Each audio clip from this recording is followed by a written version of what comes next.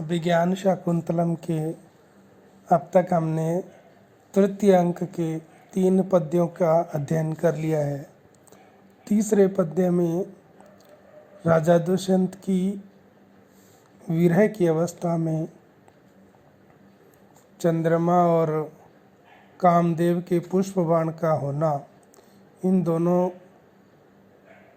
जो है अयथार्थ दिखाई देते हैं विरह की अवस्था में, और पुष्प बाण का होना कामदेव का और चंद्रमा का शीतल किरणों वाला होना भी विरही जनों के लिए झूठे दिखाई देते हैं, अयथार्थ दिखते हैं।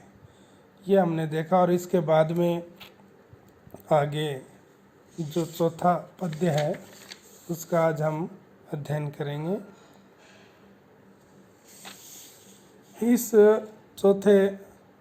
चतुर्थ श्लोक से पूर्व राजा जो है वहाँ पर आश्रम में बड़ा खेद के साथ ये सोचता है कि ऋषियों के जो कार्य है वो सब समाप्त हो गया, यज्ञ का जो समय है वो पूरा हो गया और मुझे जाने की अनुमति भी मैं उनसे प्राप्त कर चुका। अब मैं कहाँ पर अपना जो है मनोविनोद करूँ, कहाँ अपना मन बहलाऊँ।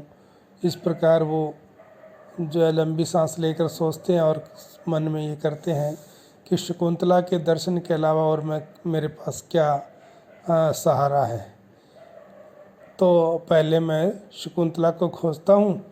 तो वो सूर्य की ओर देखते हैं तो धूप का समय है और अनुमान लगाता है कि इतनी तेज़ धूप में तो शकुंतला जो है वो अपनी सखियों के साथ लता कुंजों में जाती होती हैं। तो मालिनी नदी के किनारे पर एक लता कुंज है, मैं वहीं पर चलता हूँ और वहाँ जाकर जो है मैं अपना मन बहलाता हूँ।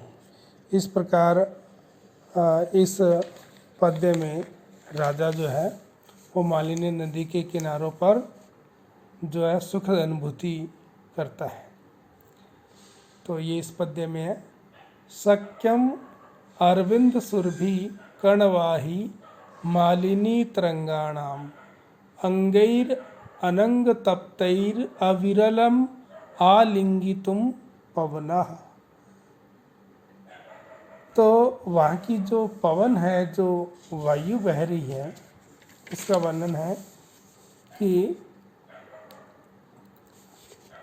अरविंद सुरभि, अरविंद यानी कमल, कमलों से सुरभि यानी सुगंधित, कमलों से सुगंधित मालिनी तरंगाणाम, मालिनी नदी की तरंगों के कणवाही जल कणों को धारण करने वाला, मालिनी तरंगाणाम मालिनी नदी की तरंगों के कणवाही जल कणों को वहन करने वाला, धारण करने वाला, पवनः पवन अर्थात वायु, मालिनी नदी के तरंगों के जलकणों को धारण करने वाला पवनः पवन अर्थात वायु, अनंग तप्तहि, अनंग यानी काम, काम से तप्तहि यानी संतप्त अंग ही मेरे अंगों के द्वारा, काम से संतप्त मेरे अंगों के द्वारा अविरलम, अविरल अर्थात लगातार निरंतर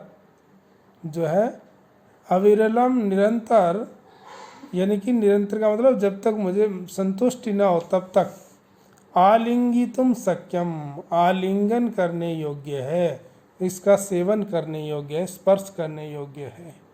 यानी कि जो मालिनी नदी के किनारे कमल खड़े थे, उन कमलों के अंदर से वायु बहकर आती है, तो वायु वो कमलों की सुगंध से सुगंधित होती है और साथ में वायु अपने साथ जलकणों को बहाकर ले आती है। और वो जो जलकण शीतल जलकण है वो कामदेव से संतप्त अंगों में निरंतर जो आलिंगन करने योग्य है।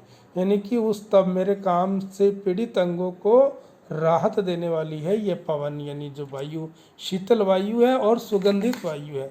इस दोनों प्रकार की जो वायु है वो मेरे विरह पीड़ित काम पीड़ित जो अंग है, अंगैर अनंग तप्तई, अनंग से तप्त यानी काम से पीड़ित अंग जो है उससे उनको वह संतुष्ट करने वाली है, उनको तृप्त करने वाली है।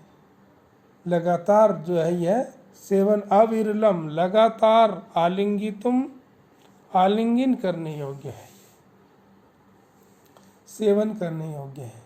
तो यहाँ पर उस पीड़ित दुष्यंत जो है वो शकुंतला को की तलाश में यहाँ पर मालिनी नदी के किनारे पर आते हैं और वहाँ की वायु का स्पर्श जो है वो बड़ा ही शीतल होता है और सुगंधित होता है। तो वो मन में कहता है कि इस प्रदेश की जो वायु है, जो पवन है, वो मालिनी नदी के तरंगों के जलकणों से शीतल और कमलों से अरविंद से कमलों से सुगंधित है। इसलिए वह काम अग्नि से संतप्त अनंगई तप्तई रंगई कामदेव से काम से संतप्त अंगों को जो है वो अविरलम आलिंगितुम अविरल निरंतर जो सेवन करने योग्य है। यह वायु तृप्ति तक मेरे द्वारा सेवन करने योग्य है, यानी कि वो बहुत ही सुखद अनुभूति होती है ऐसी वायु का स्पर्श पा करके, जो शीतल और सुगंधित वायु है। और इस प्रकार से जो राजा दुष्यंत वहाँ उस लता मंडप के पास पहुँचते हैं और वहाँ पर देखते हैं कि इस लता मंडप में ही शकुंतला होनी चाहिए। क्यों होनी चाहिए शकुंतला? क्या अनुमान लगाता है राजा वहाँ देख कर के लता मंडप पर कि शकुंतला यहीं होनी चाहिए? वो इस पद्य में है। अभि उन्नता पुरस्तावत अवगाढ़ा जगन गौरवात् पश्चात द्वारे अस्य पाण्डुसिक्ते पद पंक्तिर दृश्यते अभिनवः। राजा अनुमान लगाता है कि पांडु सिक्ते, पांडु यानी पीले रंग की, सिक्ता यानी जो बालू मिट्टी है, बालू जो मिट्टी वाले, अस्य द्वारे इस लता मंडप के द्वार पर, पूरस्तात यानी आगे की ओर, अभी उन्नता ऊंची उठी हुई, आगे की ओर ऊंची उठी हुई, और पश्चात और पीछे की ओर जगन गौरवात, जगन यानी नितंब, नितंबों के गौरवात भारीपन के कारण, अवगाढ़ा गहरी धंसी हुई। क्या है गहरी धंसी हुई? अभिनवा, अभिनवा यानी नवीन ताजा एकदम नई। पद पंक्ति यानी उनके पैरों के जो चिन्ह हैं वो दृश्यते दिखलाई पड़ रहे हैं। राजा को शकुंतला के पैरों के जो चिन्ह हैं वो दिखाई देते हैं। और वो चिन्ह कैसे हैं?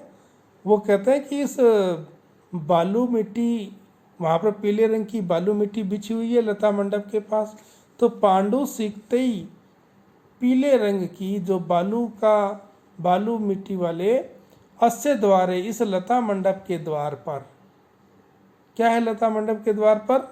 पद चिन्ह, उनके पैरों के निशान हैं। और वो कैसे हैं निशान? वो पुरस्तात माने आगे की ओर से, अभी उन्नता ऊंचे उठे हुए हैं, यानी उसका जो पैर का निशान है वो आगे वाला पंजा है वो ऊपर ऊंचा उठा हुआ है, और पश्चात और पीछे का जो एडी वाला भाग है वो जगन गौरवात, जगन यानी जांघों के नितंबों के भारीपन के कारण, गौरव के कारण यानी भारीपन के कारण, गुरुता के कारण अवगाढ़ा नीचे की ओर धंसा हुआ है, यानी पीछे का जो हिस्सा है नितंब प्रदेश वो भारी है शकुंतला का, तो एडी पर जोर पड़ता है, तो एडी वाला जो भाग है वो अवगाढ़ा नीचे की ओर धंसा हुआ दृश्यते दिखाई पड़ रही है। क्या? पद पंक्ति पैरों के, पंक्ति पैरों के जो चिन्ह हैं, उनके जो पद चिन्ह हैं वो, इसको देख करके यहाँ पर राजा अनुमान लगाता है कि शकुंतला यहीं इसी आश्रम में ही है। तो यहाँ पर इस लता मंडप के द्वार पर देख करके पद चिन्हों को और ये अनुमान लगाते हैं।